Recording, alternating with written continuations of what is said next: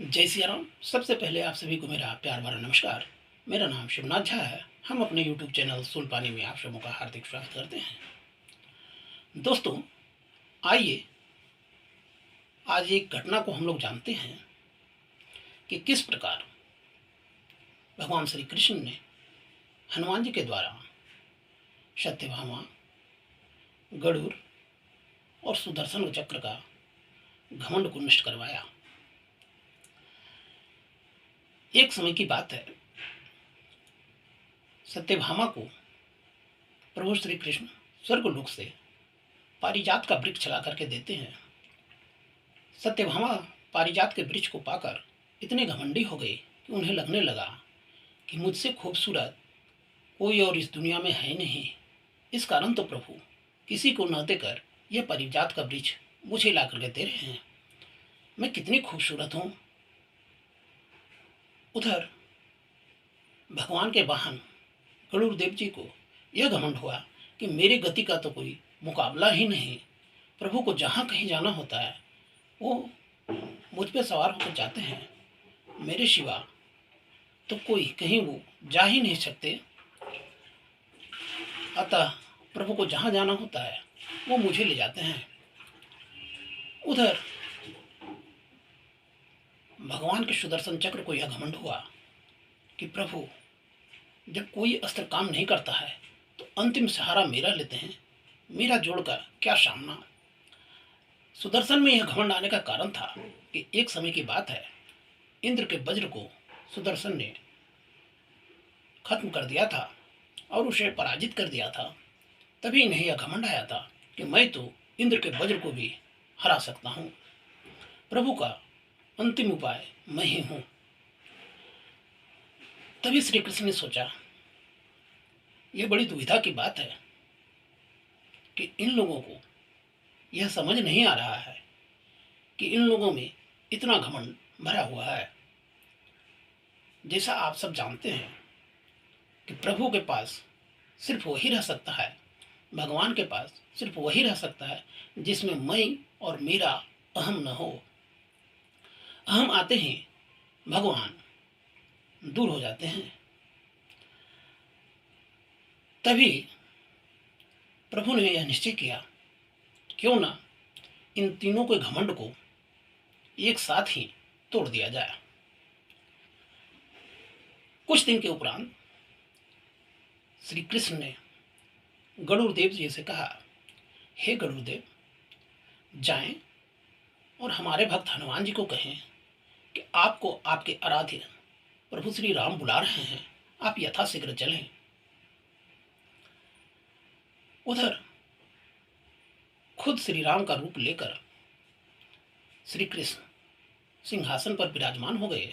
साथ में सत्यभामा को कहते हैं कि देवी, आप माता सीता बनकर बगल में विराजमान हो जाइए, जिससे हमारा भक्त हनुमान आए तो उन्हें हमारे दर्शन हो सके।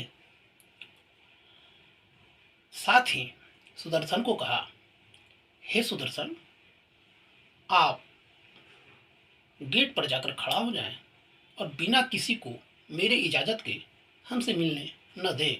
अगर कोई भी आता है तो जब तक हम आदेश न दें आप उन्हें प्रवेश मत करने देना। सभी ठीक है कहकर अपने अपने कामों की ओर चल दिए। गरुड़ देव हनुमान जी के पास गए और जाकर कहा, हे पवन पुत्र, आपको आपके आराध्य प्रभु श्री राम बुला रहे हैं, आप यथाशीघ्र चलें। हनुमान जी उस समय भी प्रभु श्री राम के मगन में खोए हुए थे। उन्होंने कहा, ठीक है गरुड़ देव, आप चलिए, मैं वहाँ आ जाऊँगा। गरुड़ देव को अहम हुआ कि यह इतना वृद्ध व्यक्ति किस प्रकार मुझसे तेज पहुँचेगा। वो बोले, हे पवन पुत्र, आप इतने वृद्ध हैं, आप हमारे ऊपर सवार हो जाएं, हम आपको गरुड़ गति से प्रभु श्री के चरणों में पहुँचा देते हैं। हनुमान जी ने कहा, नहीं नहीं, आप जाएं, मैं आ जाऊंगा। यह कहकर गरुड़ देव ने कहा, ठीक है, आप आ जाएंगे, मैं जा रहा हूँ। गरुड़ देव वापस प्रभु के पास चल दिए। इधर सुदर्शन चक्र प्रभु की आज्ञा से दरवाजे के बाहर खड़े हो गए। सत्यभामा भी माता सीता का रूप बनकर प्रभु के बगल में बैठ गई। उधर हनुमान जी प्रभु से मिलने के लिए एक क्षण का भी विलंब किस प्रकार लगाते, वो आ जाते हैं।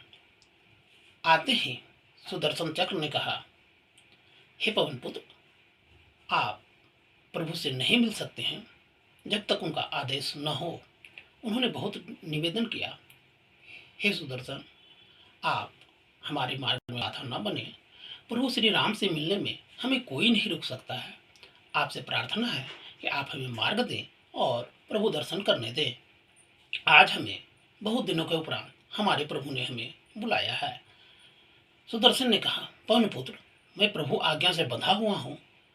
मेरे इजाजत के बगैर तो आप जा ही नहीं सकते। अगर प्रभु ने इजाजत दिया होता तो मैं आपको रोकता नहीं, किंतु उनका आदेश नहीं है। उनका आदेश यह है कि किसी भी व्यक्ति को हमसे न मिलने दिया जाए जब तक मैं न कहूँ। इसलिए अगर आपसे हम युद्ध करें और पराजित हों तभी आप उनसे मिल पाएंगे। इसलिए आपको हमसे युद्ध करना होगा।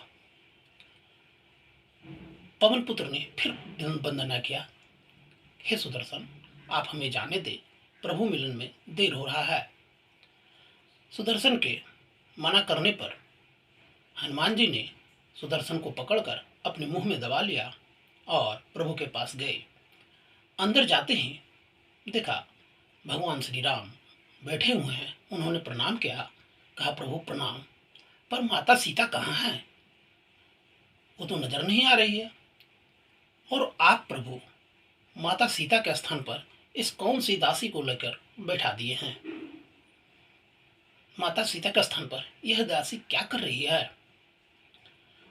इतने में वहां गरुड़देव भी पहुंचे और पहुंचकर देखा तो पवन पुत्र पहले से ही वहां विराजमान है। उन्हें बहुत लज्जित महसूस हुई। कहे, हे पवन पुत्र, आप हमसे पहले कैसे?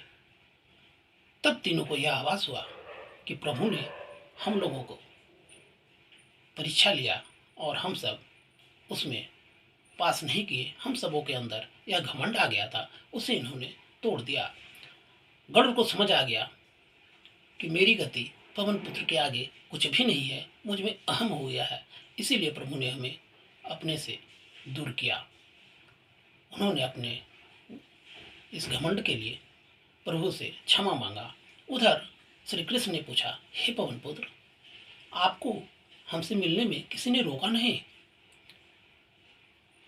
तो हनुमान जी बोले, प्रभु रोका ना, सुदर्शन आया हुआ था, पर आपसे मिलने में भला मुझे कौन रोक लेता है?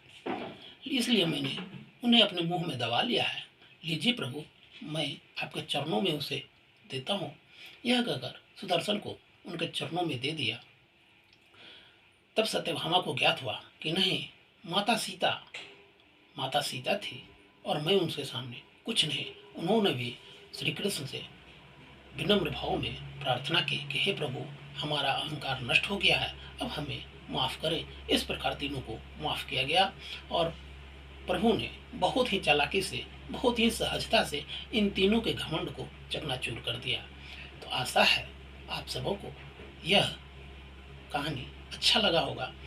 मैं इसे साफ इसलिए बता रहा हूँ कि कोई भी तरीका का बनावटी इसमें न रहे और आपको अच्छे से समझ आ जाए। अगर आपको अच्छा लगा है तो हमारे इस चैनल को लाइक करें, सब्सक्राइब करें और इसी प्रकार की घटना कहानी आपको सुनने को मिलता रहेगा। तब तक के लिए जय सिया राम, जय हनुमान।